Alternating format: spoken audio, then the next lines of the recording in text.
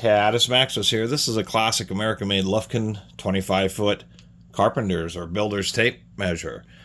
Anyway, this was, Lufkin has been owned by Gear Wrench for quite a while now. And I think it's the next brand for them to sunset, just like Armstrong Tools. Lufkin is still sold, but it's now, their tape measure is now Crescent Lufkin. So they're I don't know how to pronounce that word, but they're crossing the names with Crescent, so people get more used to the Crescent name. Otherwise, a lot of people just don't know Lufkin. If you talk to people about tools, a lot of them are Lufkin who.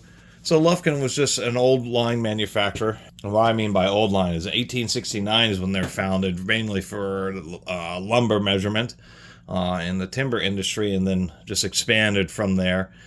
And literally 98 years later, in 1967, they were acquired by Cooper Tools. So they're one of the, a bit earlier of the tool consolidation. So I don't know when this tape measure was made, and it's pretty nice.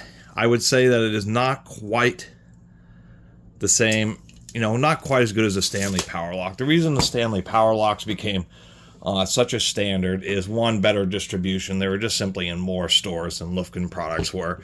But the second thing really is the Stanley Power Lock. People kind of complain about how loose they are, but they actually, that's intentional so that grit and stuff that gets in them, they just continue to operate smoothly. The second thing is the power lock. The switch can be a little bit difficult to press down all the way on a Stanley Power Lock, but the idea is it actually will hold the tape reasonably well. And the fact that on a power lock, the switch is fairly recessed and much more durable. I've seen a few of these Lufkins. They have an easy to access button, that's for sure, but it just doesn't hold very tight. The second thing is it's just a little bit more exposed, and I've seen a couple of these where that darn button just gets broken. They do have kind of a nice pad here, so when you do have an extended, it's a little bit softer on the retraction there. I will say one area where it is better than a Stanley is in the retention there at the end. So both of these, well, they use a different style, but they're both 3 rivets. Now the end of this only has 2 rivets, where the Stanley has 3 on the top tongue, or on the tang of the hook. And by the way, P.S., the reason that these move back and forth a little bit is for more accuracy. So if you're measuring something like this, they slide out a little bit and are accurate to, their measurement.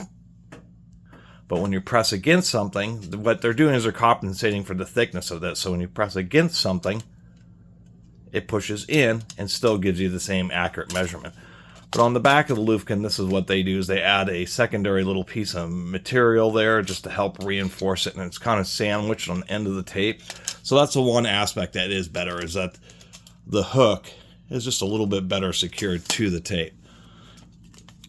Spring isn't quite as strong. And I've opened this one up and give it a little bit of oil, and it's just, it just isn't quite what a Stanley Power Lock was, but it's still quite good, still quite easy to read. And I mean, surprisingly enough, if you look at both of these tapes, I guess the other advantage is that there are bigger numbers on the Lufkin than there are on the Stanley. Both have, common indications for 16-inch centers, common stud spacing. Oh, and P.S., if you ever wonder why there are these extra red numbers on measuring tapes, it's because it's common when you do measurements, is if you're doing sub 1 foot, you just say whatever it is, 6 inches, 8 inches. But when you're doing something, say, 16 inches, you would either commonly just say 16 inches, or you might say 1 foot, 4 inches. And so that's what it is. It's just to simplify, whenever you're doing some kind of measurement, you might say 2 foot, 8 inches, just to make it a little bit simpler and easier. So there's a lot of things that I do like about the Lufkin. It's just that it just doesn't seem like the actual tape. The numbers are larger. It's a little bit stronger on the hook. The tape, the physical metal tape itself, I think is just a little bit better. But the winding mechanism and maybe the toughness of the body, the strength of the actual tape locking mechanism isn't quite as good as the Stanley. And so it's actually kind of nice to have picked, you know, nowadays there's just a million different tape measures by all these different manufacturers, and you can get exactly the one that you want. Tons of Japanese ones, and Milwaukee's, and DeWalt, and just everybody and their mother has a tape measure now.